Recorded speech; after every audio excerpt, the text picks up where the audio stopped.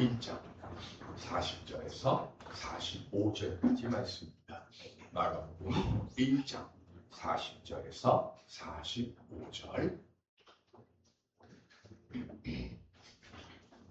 한 나병 환자가 예수께 와서 꿇어 엎드려 간구하여 이르되 원하시면 저를 깨끗하게 하실 수 있나이다. 예수께서 목사님 여기사 그들에게서 예배에 이르시되 내가 원하노니 깨끗함을 받으라 하시니 곧 나병이 그 사람에게서 떠나가고 깨끗하여진지라. 곧 보내시며 엄히 경고하사 이르시되 삼가 아무에게 아무 말도 하지 말고 가서 내 몸의 제사장에게 보이고 내가 깨끗하게 되었으니 모세가 명한 것을 드려 그들에게 입증하라 하셨더라. 그러나 그 사람이 나가서 이 일을 많이 전파하여 널리 퍼지게 하니 그러므로 예수께서 다시는 드러나게 동네에 들어가지 못하시고 오직 바깥 한적한 곳에 계셨으나 사방에서 사람들이 그에게로 나아오더라. 아멘. 함께 인사하실까요? 잘 오셨습니다. 주 안에서 새해 먹고 돌아가시길 바랍니다. 네. 우리가 예배 드릴 때 가장 중요한 게 무엇일까요? 하와이에서 목회를 하는 웨인 코데이로 목사님이라는 분이 계십니다. 미국 교회들은요, 자기 예배 건물에서 예배 드리는 자가 예배당도 있지만 많은 교회들이요, 다른 교회에서 주일 우리가 11시에 예배를 드리면 오후는 그 다른 교회들이 와서 임대해서 그것을 예배를 드리는 교회들이 많습니다. 그리고 때로는 학교 강당을 빌려서 그곳에서 예배를 드리는 교회들도 많은데 이 웨인 코데이로 목사님의 교회가 학교 강당을 빌려서 예배를 드리는 교회입니다. 그런데 그 주간에는 학교에 사정이 생겨서 강당을 쓸 수가 없었어요. 그래서 공원에서 야외 예배를 드리기로 그렇게 합니다. 근데 토요일날 일기예보가 나오는데 주일날 비가 하루 종일 온다고 하는 일기예보가 나옵니다. 그래서 그 일기예보를 보고 목사님께서 기도를 드립니다. 하나님, 내일은 공원에서 야외 예배를 드리는데 하늘의 수도꼭지를 좀 꼭 잠가 주십시오. 그 기도를 하고 그리고 하나님 내 기도를 들어주신 것 같다라고 하는 확신이 좀 들어서 밤에 잠을 잤습니다. 근데 아침에 눈을 떴더니 비가 요란하게 옵니다. 그래서 하나님께 무릎을 꿇고 기도를 드리기 시작합니다. 하나님, 오늘 예배 드려야 되는데 비를 좀 막아주십시오. 처음에 그렇게 시작을 해요. 그런데 빗줄기가 점점 거세집니다. 빗줄기가 거세지니까 목사의 마음도 어떻게 될까요? 점점 그리고 결국은 눈물이 쏟아지기 시작합니다. 눈물을 흘리면서 하나님께 기도를 드리면서 하나님, 예배 드리게 비를 멈추게 해달라고 기도 드리는데 아니 하나님 이까지 비 하나 못 막아주십니다. 왜 날 안 해주십니까? 비가 오면요, 자 물론 오는 사람들도 문제가 있지만 우리도 지금 이렇게 음향기구가 다 있잖아요. 그러면 찬양 예배를 드려야 되는데 악기도 갖다 놔야 되고 전기제품, 전자제품도 놓고 해야 되는데 이 비에서 이거 쓰지 못하잖아요. 그러니까 마음은 더 안타깝고 늘 이렇게 찬양으로 예배드리던 그 교회가 찬양을 멈추고 그리고 비가 막 쏟아지는 그 상황에서 예배드리려고 하니까 마음이 어떻게 될까요? 답답한 거예요. 그렇게 막 눈물을 흘리면서 하나님께 기도를 드리는데 어느 순간 하나님께서 웨인 목사님 귀에 이렇게 말씀하시는 거예요. 웨인아, 너는 어제부터 지금까지 계속해서 뭐 드리기 위해서? 예배 드리기 위해서 뭘 해달라고요? 비가 그치도록 해달라고 기도만 하는 거야. 그런데 왜 너는 네가 그리고 너희가 드리는 그 예배의 자리에 내가 함께 해달라고 하는 기도는 드리지 않니? 라고 말씀하십니다.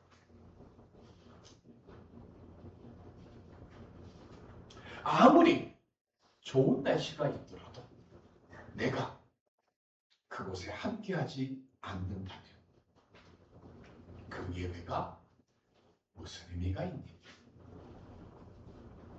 이 음성에 이 웨인 코데이로 목사님이 크게 회개를 하십니다.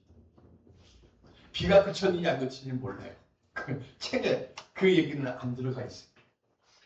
중요한 건 세상에서 가장 영향력이 있는 교회는 하나님께서 임재하시는 교회이고, 그리고 세상에서 가장 복된 예배는 하나님의 임재하심을 경험하고 돌아가는 예배가 가장 복된 예배인 줄로 믿습니다. 오늘 우리가 예배드리는 이곳에 하나님의 임재하시는 교회가 될 수 있도록 오늘 우리가 주일날 예배드리러 올 때마다 주여 오늘 우리가 드리는 이 예배의 자리에 우리 주님 함께 임재하여 주셔서 저희가 주를 만나고 돌아갈 수 있게 해 주옵소서. 우리가 그런 마음으로 얼마 되지 않는 우리의 성도들이라도 그렇게 한 마음으로 함께 우리가 기도할 때 주님께서 불같은 성령으로 우리와 함께 임재하시고 예배 드려 주실 줄로 믿습니다. 오늘 그런 예배당을 만들어가는 우리들이 되어주시기를 주님의 이름으로 간절히 기원 드립니다. 이게 왜 중요할까요? 열왕기상 8장 11절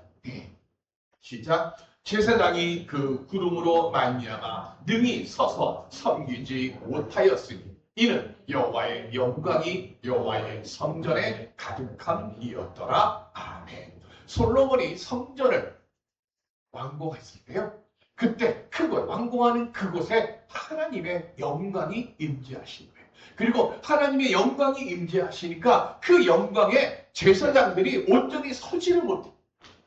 그만큼 충만함의 은혜의 영광이 하나님이 그곳에 함께 하셨고요. 그리고 솔로몬에게 또 이렇게 약속하십니다. 열왕기상 9장 3절 시작. 여호와께서 그에게 이르시되 내 기도와 내가 내 앞에서 간구한 말을 내가 들었은즉 나는 내가 건축한 이 성전을 거룩하게 구별하여 내 이름을 영원히 그곳에 두며 내 눈길과 내 마음이 항상 거기에 있으리니. 아멘.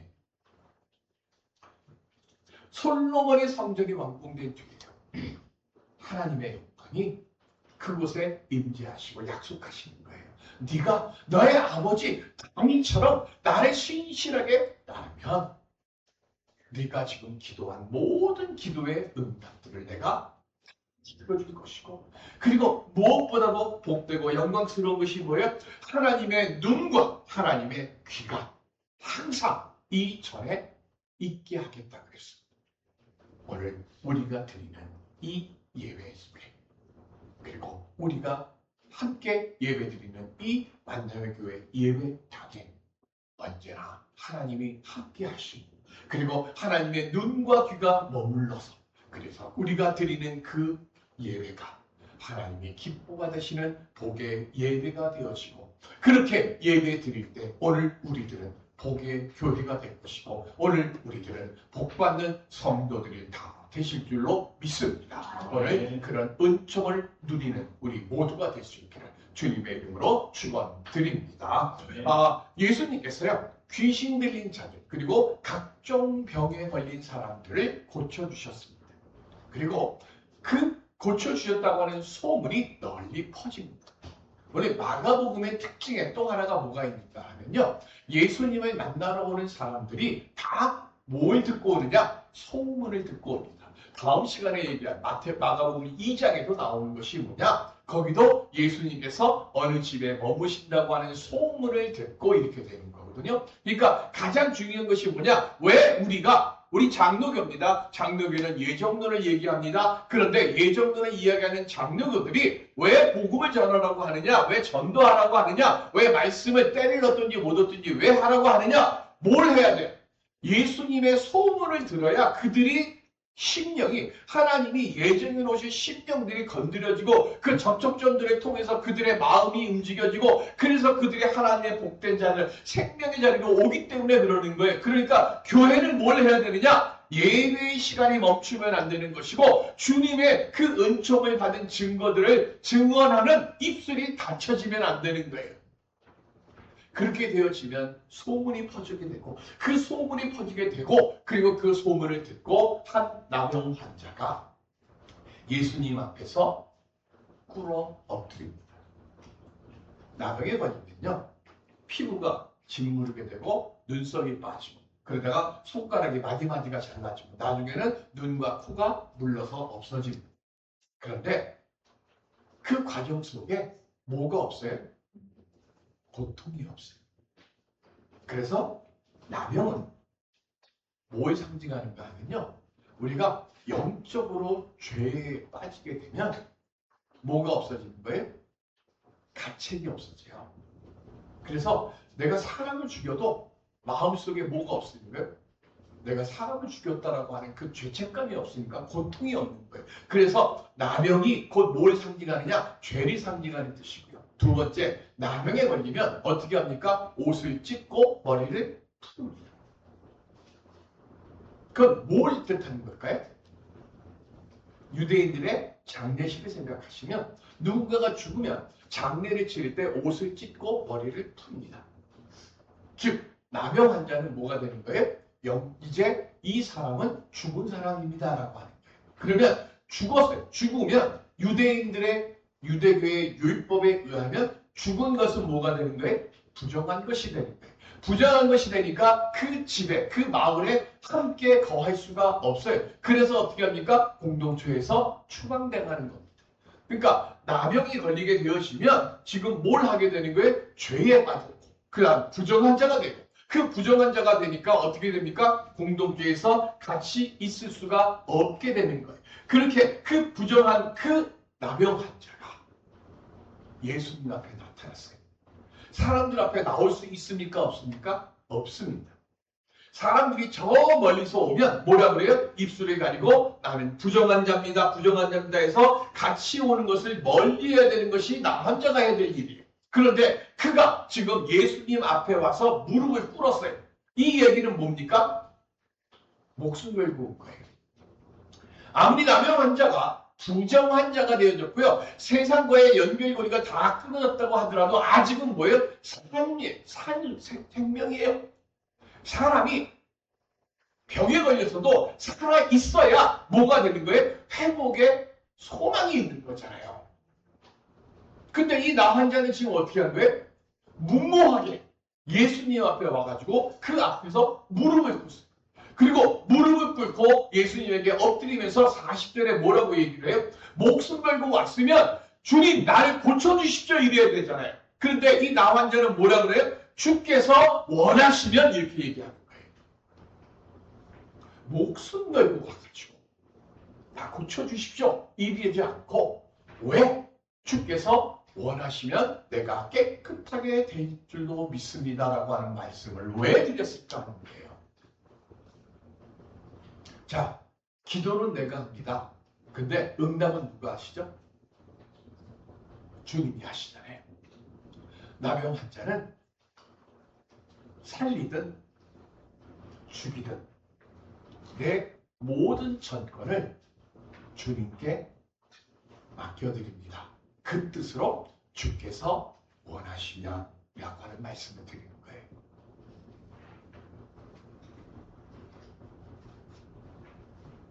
어차피 예수님 앞에 지금 나온 그 상황에서 병고침 받지 못하면 이 사람은 어떻게 돼요?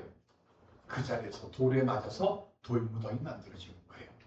어차피 예수님이 나를 모른 척하고 가시면 나는 죽을 거예요 이제. 그러니까 예수님께 그렇게 하니까 41절에 보면 예수님께서 뭐라 그러시는가 하면 불쌍히 여겼다. 이 불쌍히 여기셨다라고 하는 이 말에 헬라어가 뭐냐면 스플랑크 니조가인데 이 말의 원뜻이 뭐냐면요. 창자가 끊어지는 것 같다라고 하는 거예요. 왜? 예수님께서 그 나 환자를 보시고 창자가 끊어지는 것 같은 아픔을 느끼셨을까? 그거는 이 나 환자는 나병에 걸리는 그 순간 모든 관계가 다 어떻게 됐어요? 딱 끊어졌어요. 모든 관계가 다 끊어지면서요. 사람이 모든 관계가 다 끊어지면 제일 먼저 뭐가 닫혀요? 마음이 닫혀요. 하나님과도 관계가 닫히고 사람과 사람과의 관계도 마음이 닫혔어요. 마음이 닫혔으니까 예수님께서 제일 먼저 뭘 하셨는가? 이 사람의 마음의 문을 어떻게 하는 거예요? 여시기 위해서 너의 그 아픔을 나도 함께 느낀다. 그래서 불쌍히 여기셨다라고 마가가 기록하는 거예요. 두 번째는 예수님이 어떻게 하시는가 하면 이 나병 환자의 몸에 뭐라 했어요? 손을 대셨어요. 자, 나병 환자의 몸에 손을 대면 예수님이 어떻게 되죠? 부정해지죠. 누가 정하는 거죠? 율법이 정하는 거예요. 율법에 그죠? 부정한 것을 만지면 만진 그 사람도 부정해지는 겁니다. 그러면 예수님이 그걸 모르셨을까요? 일단 첫째, 예수님은 율법에 매이는 분이 아니니까 관계없으셔요. 그죠? 우리 식으로 얘기하면. 그러면 예수님께서 굳이 그 다음에 뭐가 나오는가? 내가 원하노니 깨끗해져라 라고 말씀하셔요. 그러면 그냥 내가 원하니 너 깨끗해져라 라고 이 말씀하시면 끝나요. 근데 왜 굳이 이 나병 환자의 몸에 손을 대셨는가 하는 거예요. 율법학자들, 서기관들, 제사장들하고 그래 한판 붙자 이 마음으로 이 사람의 몸에 손을 대셨을까요? 그게 아닙니다. 이 사람은 나병 걸리는 그 순간 모든 사람과의 관계가 다 끝났어요. 그런데 예수님께서 율법을 무시하고 이 사람의 몸에 손을 딱 대시는 순간 뭐가 됐어요? 사람과 사람과의 관계가 끊어졌던, 죽었던, 닫혀있던 그 관계의 문이 어떻게 돼요? 다시 연결되어지고 그 문이 다시 열려지는 거예요. 그래서 그렇게 되어져서 먼저 예수 주님과 이 나병 환자의 관계가 회복되고 그 뒤에 뭐라 그래요? 제사장에게 가서 내 몸을 보이라 라고 말씀하시는 거예요. 내가 먼저 너하고 사람과 사람과의 이 끊어진 관계를 내가 다 회복시켜 놨으니까 이제 너는 나는 율법을 무시하는 자가 아니라 율법을 완성하러 온 사람이야. 그러니까 나는 율법의 관계가 없지만 너는 율법 안에서 지금부터 들어가 살아야 되니까 다시 끊어진 이 관계, 그 끊어진 관계를 회복하는 제일 첫 번째가 뭐냐? 율법으로부터 온전함을 얻었다고 하는 그 소리를 들어야 되니까 제사장에 가서 내 몸을 보여주고 다시 그 모든 막혔고 끊어졌던 관계를 다 회복해라. 그 뜻으로 몸에 손을 대신 거예요. 그러면서 예수님이 한 가지 당부를 하십니다. 그 당부가 뭐냐? 내가 고쳐줬다는 얘기를 해라, 하지 마라. 하지 마라. 왜요? 예수님은 병 고쳐주시려고 이 세상에 오셨습니까? 아니면 복음을 전하기 위해서 이 세상에 오셨습니까? 예수님은 우리를 구원해 주시기 위해서 이 세상에 오신 거예요. 지금 이 나병 환자가 예수님 앞에 오게 된 것은 뭐죠? 소문 듣고 왔어요. 그런데 소문을 듣고 온 이 상황에서도 너무 사람들이 많이 찾아오니까 예수님이 어떻게 해요? 너무 바쁘잖아요.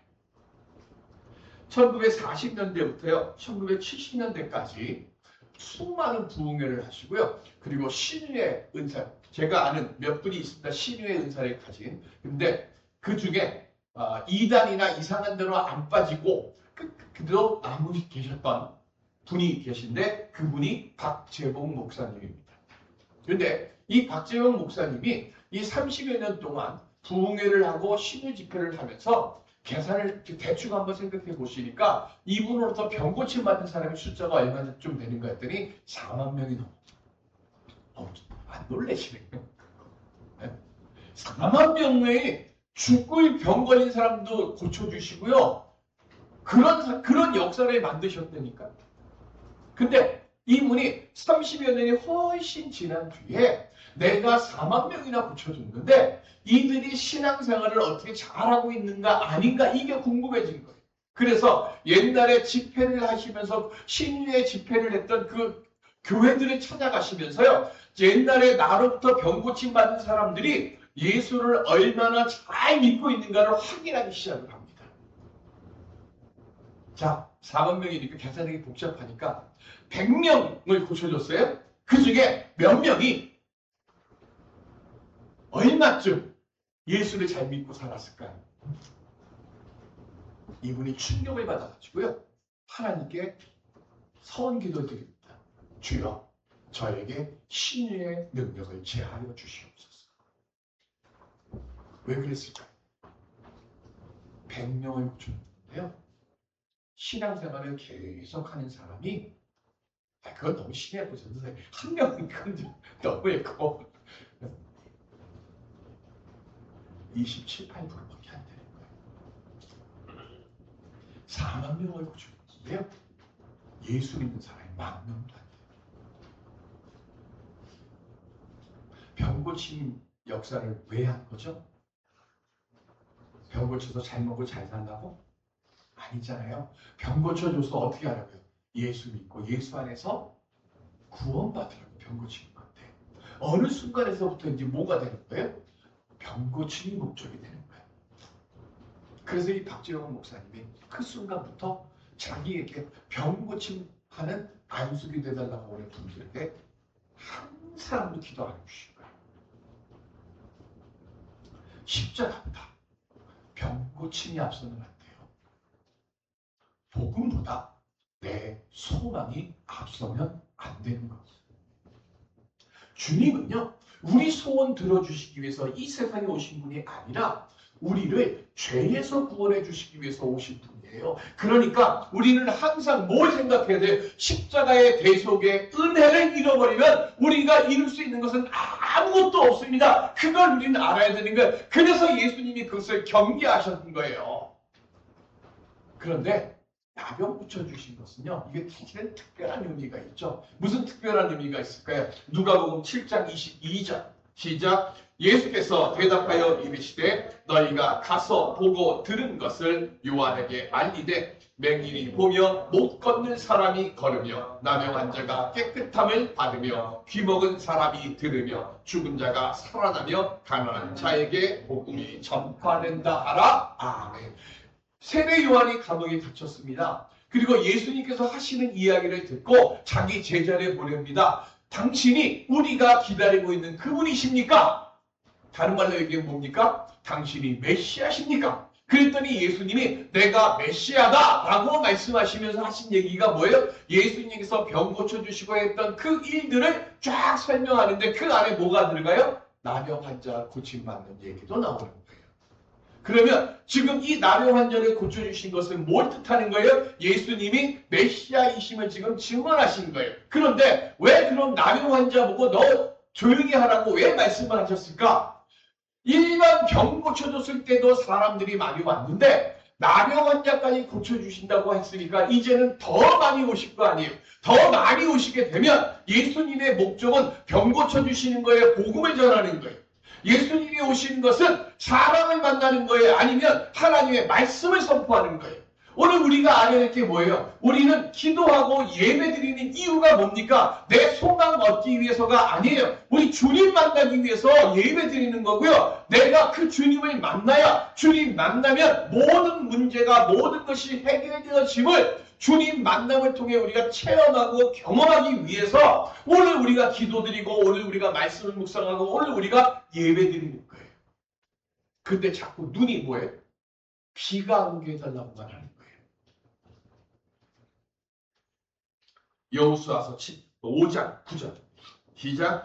여호와께서 여호수아에게 이르시되 내가 오늘 애굽의 수치를 너희에게서 떠나가게 하였다 하셨으므로 그 곧 이름을 오늘까지 길갈이라 하느니라. 아멘. 여러 번 말씀드렸잖아요. 요단 건너고 난 뒤에 여리고성 이제 공격하기 앞서서 여리고성 앞에 있는데 하나님이 갑자기 뜬금없이 여호수아에게 말씀합니다. 뭐라고요? 모든 남자들에게 할례를 행하라. 할례를 행하면 일주일 동안 꼼짝하지 못합니다. 그러면 바로 눈앞에 있는 적들이 우리를 공격해 오거나 아니면 광야예요. 그 광야에 뭐가 많아요? 일이나 승냥이 떼들이 많습니다. 지금 들짐승들이 쳐들어와도 뭐예요? 다 잡아먹혀요. 근데 하나님이 뭐 하라고요? 할례를 행하래요. 그 왜 그러셨을까 하는 거예요. 하나님은요, 단순히 육체에 흠점 남기는 의식이 아니에요. 하나님께서요, 할례를 행하라고 명하시는 이유는 딱 하나입니다. 너 어디에 속한 사람인지 알아, 그거예요. 이스라엘 백성들은 어디에 속한 백성입니까? 하나님에 속한 백성이잖아요. 하나님에 속한 백성이면 이 백성들을 막아주시고 지켜주시고 먹여주시고 입혀주시는 분이 누구예요? 대답이 없네요. 하나님이잖아요. 지금까지 여기 오게 된 것이 이 이스라엘 사람들의 힘과 능력으로 왔습니까? 홍해 건너고 요단 건너고 그리고 출애굽하고 이게 다 누가 하신 거예요? 하나님이 허락하셨으니까 여기 오신 거예요. 그러면 이제 어디 들어가야 돼? 복의 땅에 들어가야 돼. 복의 땅에 들어가려고 하면 제일 먼저 뭐부터 확실하게 해야 돼. 나는 누구인지를 분명히 해야 되는 거예요. 나는 하나님께 속한 사람이고 우리 모두는 하나님이 먹여주시고 입혀주시고 막아주시고 보호하시고 그리고 살려주시는 그 하나님의 말씀과 명령에 따라서 안고 일어서는 것까지도 하나님이 허락하셔야 되는 그 백성이고 그 존재입니다. 이거를 알라고 이거를 확인하고 이걸 고백하라고 하려면